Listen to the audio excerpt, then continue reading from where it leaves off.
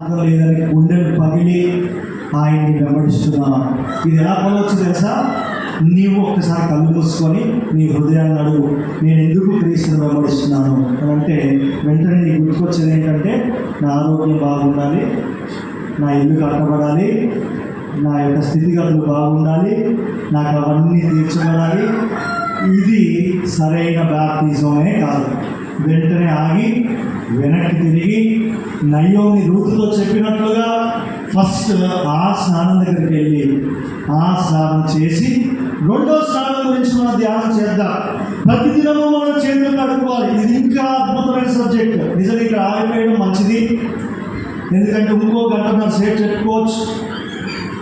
పాత నిబంధనలో దేవుడు స్పష్టమైన ఛాయ ఇచ్చాడు. ఆది కాండంలో 3వ రోజు 6 నెలల కనబడిన గాక అని పలుకుతాడు. అలాగే ప్రత్యక్ష గుడారంలో ఇత్తడి గంగాలం అనే ఒక గంగాలం కడుక్కునే ఒక బేసిన్ని అక్కడ పెడతారు. ఆ బేసిన్లో ప్రతిరోజు దేవుని ఆలయానికి వెళ్ళటకు ముందు వారు ఎలా స్నానం చేసేవారో, వారు ఎలా తమ చేతులు కాళ్ళు కడుక్కునేవారో మనం గమనిస్తే మనకు అద్భుతమైన రీతిలో దేవుడు మనతో మాట్లాడతాడు. ఇవి మనకు అత్యవసరమైన ప్రార్థనాంశాలు. మీరు ఎంతమంది ప్రతిరోజు తమ పాదాలు కాళ్ళు కడుక్కుంటున్నారు, దేవుడి దగ్గర పాపాలు ఒప్పుకుంటున్నారు? మీ పాపాలు ఒప్పుకుంటున్నారేమో. మన సంఘంలో త్రాగుబోతులు, తిట్టుబోతులు, తిరుగుబోతులు,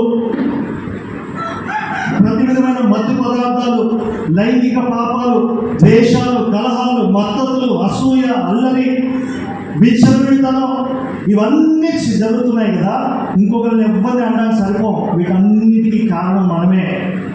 వాటి ప్రభావం కూడా మన పైన పడుతుంది. వాటి వల్లే మనము ఇంకా కష్టాలు అనుభవిస్తా ఉన్నాం. దానికి ఒకటే ఒక మార్గం ఉంది. నయోమి రూతుతో చెప్తుంది, రూతు మొట్టమొదటిగా స్నానం చేయి.